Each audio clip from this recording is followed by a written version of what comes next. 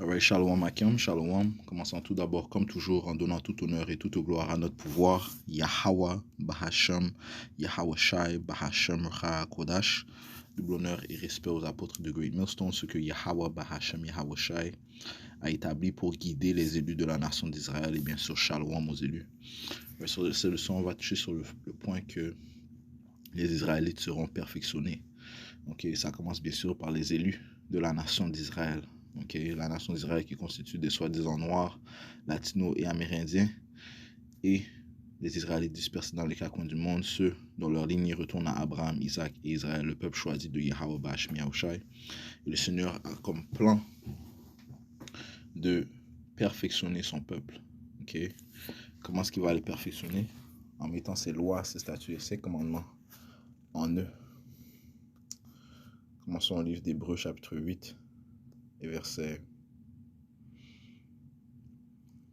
6. Mais maintenant, il a obtenu un ministère plus excellent, d'autant plus aussi qu'il est le médiateur d'une meilleure alliance. Ça fait référence à notre Seigneur Yahweh Shai. Il est le médiateur entre notre Père Yahweh et nous, le peuple choisi de notre Père.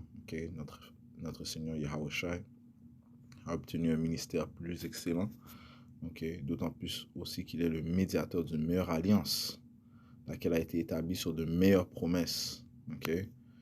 Donc, Yahweh Shai nous a introduits à cette nouvelle alliance. Quand est-ce qu'il nous a introduits? Eh bien, durant le dernier repas. Grâce au sacrifice que Yahweh Shai a fait, nous avons accès à la nouvelle alliance. Verset 7. Car si la première alliance avait été sans faute, alors il n'y aurait pas eu lieu d'avoir cherché la seconde. La première alliance nous fut introduite par le prophète, notre prophète Moïse, qui lui était le médiateur dans le temps. À faire ce que nous avons transgressé les lois, les statuts, les commandements. Donc nous sommes détournés de cette alliance. Verset 8. Car trouvant faute en eux, il dit, voici les jours viennent, dit le Seigneur, Yahweh Bahashem Yahushai, lorsque je ferai une nouvelle alliance avec la maison d'Israël et avec la maison de Juda. Donc avec le peuple d'Israël. C'est le peuple d'Israël qui a accès à cette alliance, tout comme c'est le peuple d'Israël qui avait accès à la première alliance. Lorsque je ferai une nouvelle alliance avec la maison d'Israël et avec la maison de Juda, non selon l'alliance que j'ai faite avec leur père au jour où je l'ai pris par la main pour les conduire hors du pays d'Égypte, faisant référence comme mentionné dans le temps de Moïse, la première alliance qui nous fut introduite, parce qu'ils n'ont pas continué dans mon alliance et je n'ai pas d'égard pour eux, dit le Seigneur Yahweh Bahashem Yahushai, car c'est ici l'alliance que je ferai avec la maison d'Israël après ces jours-là, dit le Seigneur. Je mettrai mes lois dans leur cerveau et les écrirai dans leur cœur. Je mettrai mes lois dans leur cerveau et les écrirai dans leur cœur, et je leur serai un Dieu, un pouvoir, et ils me seront un peuple. Donc les lois seront dans notre cerveau et dans nos cœurs. Ce qui va faire que les Israélites seront perfectionnés. Commençons par les élus de la nation d'Israël. Les prémices, verset 11. Et ils n'enseigneront plus chaque homme son voisin et chaque homme son frère, disant, connais le Seigneur, car tous me connaîtront depuis le plus petit jusqu'au plus grand. Parce que pourquoi est-ce qu'on va plus s'enseigner? On va plus s'enseigner parce que toute la nation d'Israël vont connaître les lois, les statuts et les commandements. Toute la loi sera dans nos cœurs, dans nos cerveaux. Donc il sera impossible que l'on pêche. Verset 12, car je serai miséricordieux à l'égard de leurs injustices et de leurs péchés, et de leurs iniquités, je ne me souviendrai plus jamais. Puisqu'il dit une nouvelle alliance, il a rendu la première désuète. Or, ce qui se détériore et devient vieux est prêt à disparaître. C'est l'ancienne alliance où on se trouve maintenant, s'apprête à disparaître, et elle sera renouvelée complètement à la venue de notre Seigneur Yahweh Shai. Cela ne veut pas dire que nous sommes sous la loi, mais on doit quand même exercer la loi. Ok? Parce que la loi est parfaite. Maintenant, ça dit que au verset 11, et ils n'enseigneront plus chaque homme son voisin et chaque homme son frère, disant, connais le Seigneur, Yahweh Bahashim Yahusha, car tous me connaîtront depuis le plus petit jusqu'au plus grand. Ok? Parce que, en fait, la loi nous rend proche de Yahweh Bahashim Yahusha. Ok?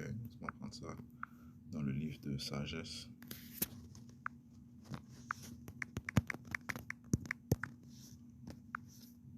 Sur le 6e chapitre, le 18e verset.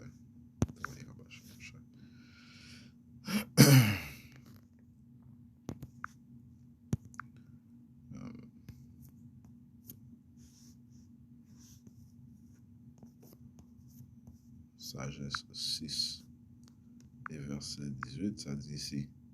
Or, je commence au verset 17. En effet, son commencement, le commencement de quoi? De la sagesse. En effet, son commencement le plus assuré est le désir de l'instruction. Et le soin de l'instruction conduit à l'amour. Or, le soin de l'instruction conduit à l'amour. L'amour fait qu'on obéit à ses lois. Ok? Parce que le Seigneur a dit, c'est quoi? Quel est l'amour?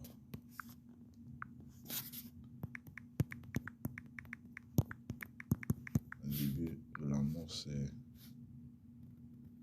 L'amour, en fait, c'est de garder les commandements de Yahweh Shemi Yahushua. 1er Jean 5 et verset 3. Car ceci est l'amour de Yahweh Shemi Yahushua, que nous gardions ses commandements, et ses commandements ne sont pas pénibles. Okay? Ceci est l'amour, car ceci est l'amour de Yahweh Shemi Yahushua, que nous gardions ses commandements. Okay? Donc ceci est la vraie amour, okay? De garder les commandements de Yahweh Shemi Yahushua.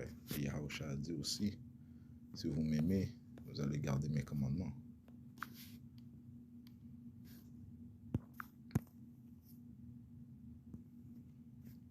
Jean 14 et 15, si vous m'aimez, gardez mes commandements. Ok, surtout dans Sagesse 6 et verset 18. Or, le soin de l'instruction conduit à l'amour. L'amour fait qu'on obéit à ses lois. L'obéissance à ses lois assure l'immortalité. Ok, l'obéissance à ses lois assure l'immortalité. Ok, parce que la loi est parfaite. Ok, et les Écritures te disent que le salaire du péché, c'est la mort. Ok, Romains, chapitre 6, et verset 22. Mais maintenant, ayant été libéré du péché et devenu serviteur de Yahweh, Bahashim Yahushua, vous avez votre fruit dans la sainteté et pour fin la vie sempiternelle. Car le salaire du péché est la mort. Okay? La mort est venue à cause du péché. Okay? Car le salaire du péché est la mort. La récompense du péché, c'est la mort. Mais le don de Yahweh, Bahashim Yahushua, est la vie éternelle par l'intermédiaire de Yahweh Shah HaMashiach, notre Seigneur. Je relis, car le salut du péché est la mort, mais le don de Yahweh est la vie éternelle par l'intermédiaire de Yahweh Shah HaMashiach, notre Seigneur. Donc on a accès à cette nouvelle alliance qui nous donne l'immortalité grâce à Yahweh par l'intermédiaire de Yahweh Shah HaMashiach, notre Seigneur. Okay? Grâce à son sacrifice, grâce au fait qu'il nous a réconciliés à notre Père, grâce au fait que c'est lui qui nous introduit à cette nouvelle alliance. Okay? Qui nous rapproche au Père, qui va faire que nous puissions avoir les lois, les statuts et commandements, ce qui va nous assurer l'immortalité. C'est-à-dire l'obéissance à ces lois assure l'immortalité, et l'immortalité donne une place près de Yahweh. Okay? Ainsi, le désir de la sagesse conduit à la royauté. Donc, c'est ce qui va faire que nous allons régner sempiternellement, éternellement, okay? En tant que roi, prince, okay? À cause du fait que nous aurons la sagesse, okay? Qui va résider avec nous éternellement. Yahweh Bahashim Yahushua sera éternellement avec nous. Okay? L'immortalité donne une place près de Yahweh. Laisse-moi voir si on peut lire ça dans une autre version. Ok.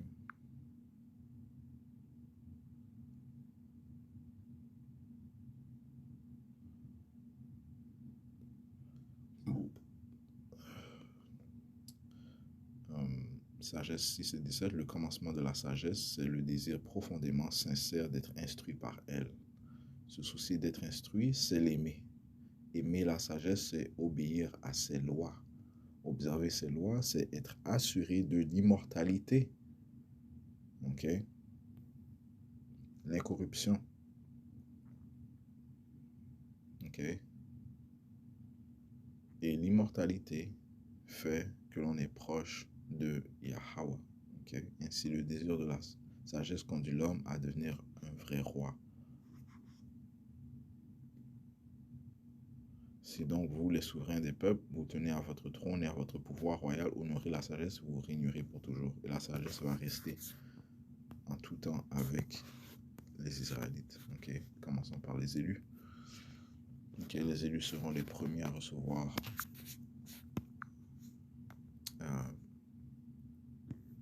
ces corps immortels. Okay? 1 Corinthiens, chapitre 15 et verset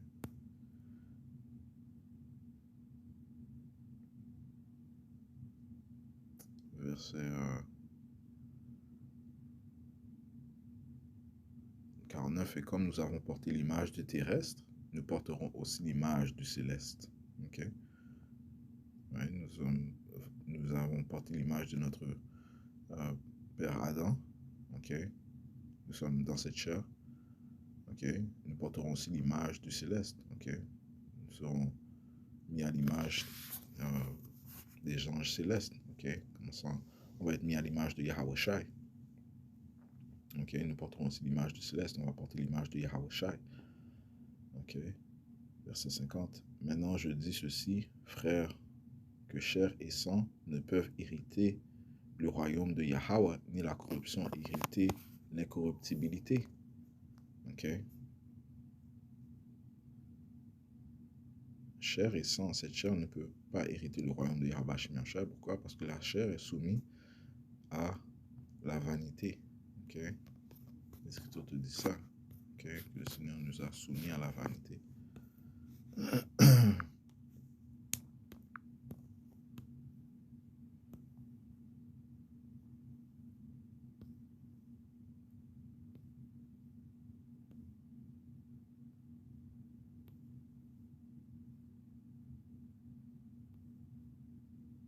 Romains 8 et 20, car la créature a été soumise à la vanité, non volontairement, mais à cause de celui qui l'a soumis dans l'espérance. Okay? Donc, nous sommes soumis à la vanité, mais nous sommes aussi soumis à l'espérance d'un meilleur chemin.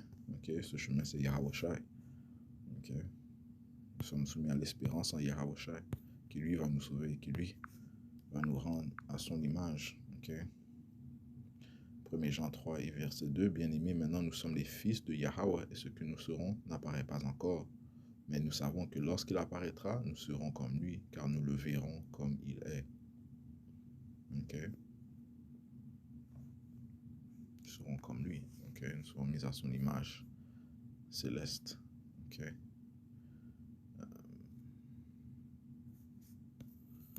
1 Corinthiens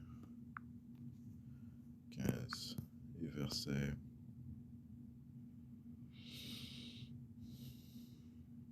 50. Maintenant je dis ceci, frères, que chair et sang ne peuvent hériter le royaume de Yahweh, ni la corruption hériter l'incorruptibilité. Ok. Voici, je vous déclare un mystère. Nous ne dormirons pas tous, mais nous serons tous changés. Ok. En un moment, en un clin d'œil, au dernier son de trompe, car la trompette sonnera et les morts ressusciteront incorruptibles et nous serons changés. Ok. Les morts ressusciteront incorruptibles. Ok. Nous serons changés. Et donc ceux qui meurent en Yahweh Shai, eh bien, deviendront incorruptibles, deviendront immortels à sa venue. Et ceux qui sont en vie à la venue de Yahweh Shai, ces élus qui sont en vie, eh bien, ils seront rendus incorruptibles à sa venue. Ok? en un moment, en un clin d'œil, au dernier son de trompe, car la trompette sonnera et les morts ressusciteront incorruptibles et nous serons changés. Car ce corps corruptible doit revêtir l'incorruptibilité et ce corps mortel doit revêtir l'immortalité. Ainsi, lorsque ce corruptible aura revêtu l'incorruptibilité et ce mortel aura revêtu l'immortalité, alors sera arrivé à être accompli ce dire qui est écrit, la mort est engloutie dans la victoire. Okay? La mort va être vaincue par Yahweh. Voilà, elle a déjà été vaincue par Yahweh Shai. Okay?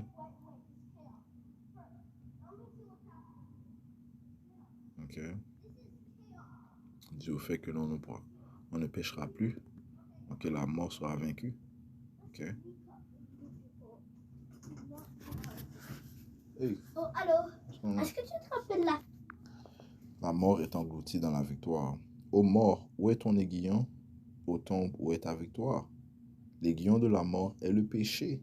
Okay? Mais le péché sera vaincu, puisque les lois, les statuts et commandements seront insérés dans le corps des Israélites. Okay? Donc les Israélites ne seront plus soumis au péché, donc ils sont plus soumis à la mort. Donc la victoire, la mort sera vaincue. L'aiguillon de la mort est le péché et la vigueur du péché est la loi. Okay? Mais nous remercions Yahweh qui nous donne la victoire par le moyen de notre Seigneur Yahweh Shai Mashiach. Okay?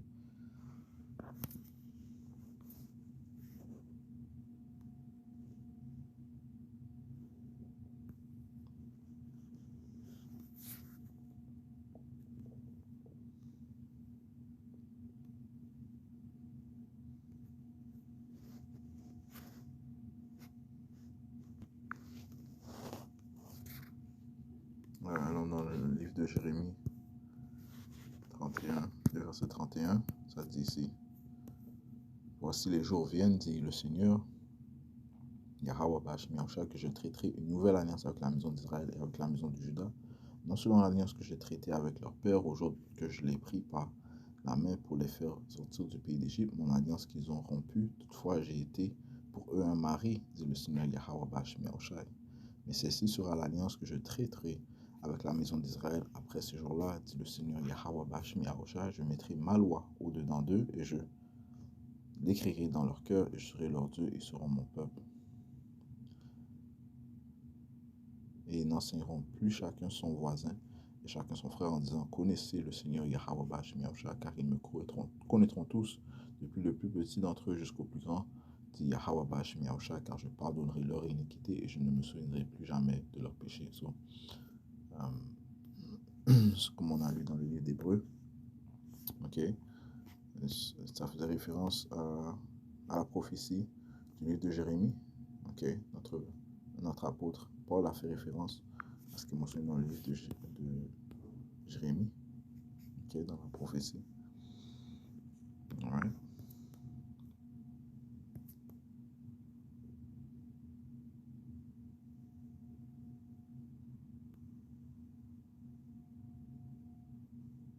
Ézéchiel 36 et verset 24, car je vous prendrai d'entre les païens et je vous rassemblerai de tous les pays et vous ramènerai dans votre terre. Puis je répandrai sur vous de l'eau nette et vous serez nettoyés. Je vous nettoierai de toutes vos souillures et de toutes vos idoles. Je vous donnerai un cœur nouveau et je mettrai au-dedans de vous un esprit nouveau. J'ôterai de votre chair le cœur de pierre et je vous donnerai un cœur de chair. Et je mettrai en vous mon esprit et je ferai que vous marchiez dans mes statuts et que vous gardiez mes jugements et les ferez. Et vous demeurez dans le pays que j'ai donné à vos pères, vous serez mon peuple et je serai votre Dieu. Et je vais conclure en donnant tout honneur, toute gloire à notre pouvoir, Yahweh, Bashim Yahushai, Bashim Hakudash. Double honneur et respect aux apôtres de Dieu. Merci, shalom, Moselle.